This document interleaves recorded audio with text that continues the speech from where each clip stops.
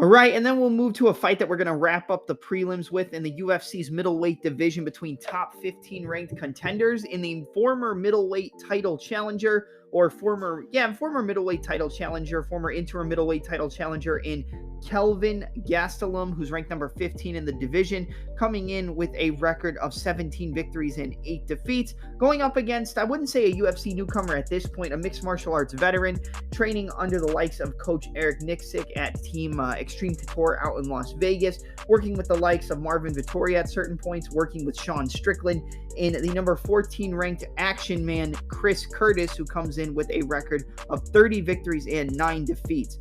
Gastelum versus Curtis is a great fight. This is a fight where you're going to have volume and pressure on the side of Kelvin Gastelum, but you're going to have power and better technical boxing on the side of Curtis. But his volume can be a blessing in the way of he doesn't throw, unnecessary shots, and he waits for big openings and then can land the big shots on the feet, especially when it comes to the straight punches, the right hooks, the uppercuts.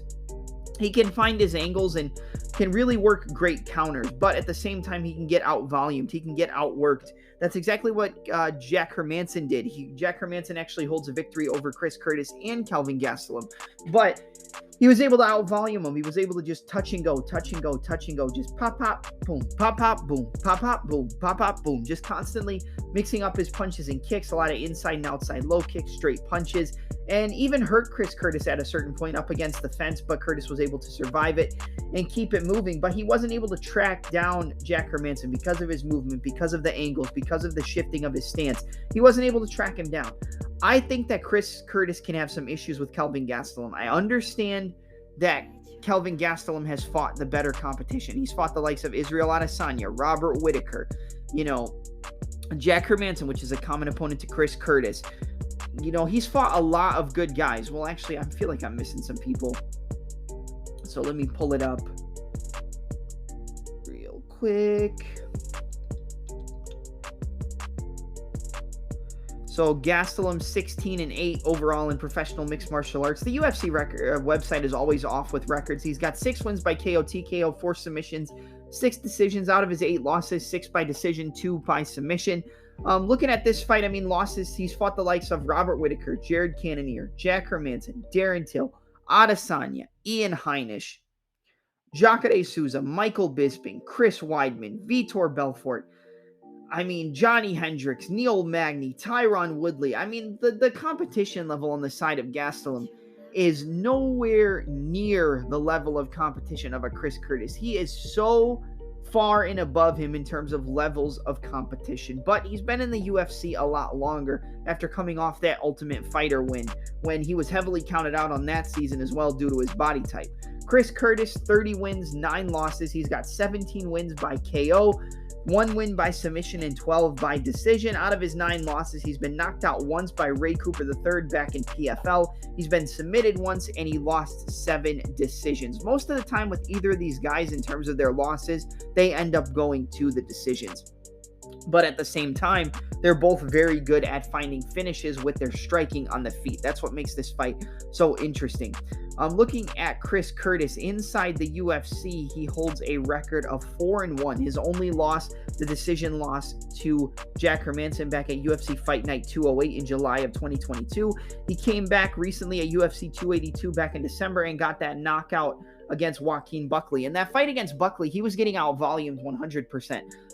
Buckley was putting it on him. He was putting the pressure, mixing up the combinations, multiple shot combinations, 4, 5, 6 punches in a row, just mixing it up, putting it on him, kicks, punches, stance changes, angle shifts. He was really putting it on him, and it made it very difficult for Chris Curtis to find the openings. But eventually, he caught a kick, cut an angle, and banged him with the straight left hand down the middle, dropped him, jumped on him, and got the finish. He's very good at downloading the data. That's something that a lot of MMA podcasters are becoming accustomed to mentioning now, downloading the data. Cheeto Vera downloading the data. Well, that's what Chris Curtis does in terms of his striking game. He's going to be looking to move around. He's going to be using a boxing-heavy style of offense, but also a boxing boxing heavy style of defense. He's very good at using the shoulder roll and the Philly shell, which is going to cause the opponent to have those shots deflected, and then they can open themselves up for straight punches and counter hooks as they miss that punch, because it's going to square up their hips and move them forward into the counter striking of a Chris Curtis.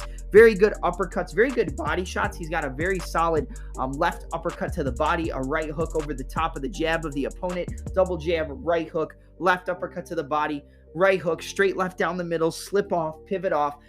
Chris Curtis is the better boxer than Kelvin Gastelum. Chris Curtis is the more technical fighter than Kelvin Gastelum. It's just Kelvin Gastelum has the wrestling upside. Kelvin Gastelum has fought the much higher level of competition in his mixed martial arts career, especially inside the UFC. So are you going to take the experience level of Kelvin Gastelum, or are you going to take the newcomer in Chris Curtis, who, although he hasn't fought the highest level of competition yet in his UFC career, and aside from Jack Hermansson, Kelvin Gastelum is the biggest test for him, but he showed that he can hang with everybody in the UFC. He's got more fights overall in his professional mixed martial arts career than Kelvin Gastelum, and I really just don't see an upside for picking Kelvin Gastelum in this fight. I really don't. 16-8 as a professional mixed martial artist, but he's 1-5 in his last 6 fights. The only win coming to against the likes of Ian Heinisch, which at the time, yeah, that was a pretty good win. Heinisch was looking decent, but, you know, that's not a great win. And yeah, his losses come to the top of the top. Adesanya, Darren Till, Jack Hermansson, Robert Whittaker, Jared Cannonier,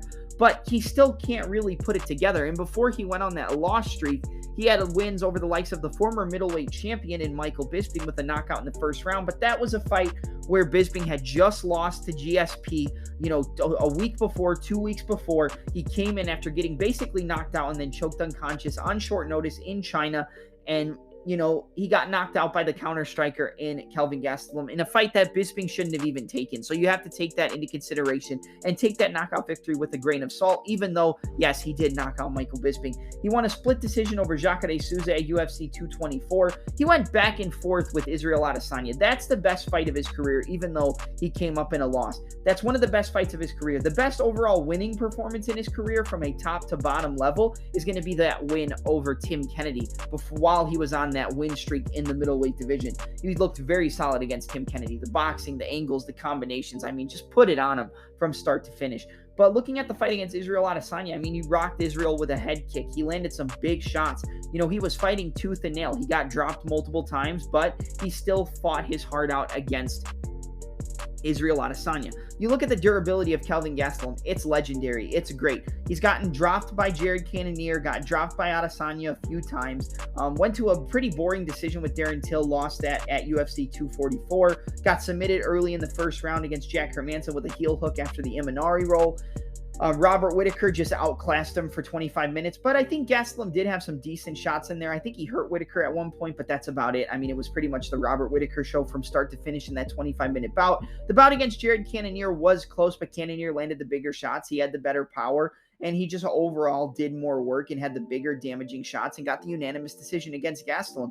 Gastelum is a guy where eventually guys like this, when they go on these losing streaks, they don't want to quit. They don't want to give it up. And Gastelum's a great fighter, really solid boxing, really good power, good pull counters like he showcased against Michael Bisping, good wrestling. But the thing is, he's not going to be able to take down a guy like Chris Curtis, who I believe has 100% takedown defense throughout his UFC career. And if he got taken down, it might have only been like once by because he stopped all the takedowns of Vieira. Jack Hermansson struck it out with him on the feet. The only thing I'm worried about in this fight is the volume of Chris Curtis. Like, he's not a volume striker, but Kelvin Gastelum, although he moves a lot and does throw, you know, decent sized volume, he doesn't throw like 5, 6, 7, 8 punch combinations at this point in his career.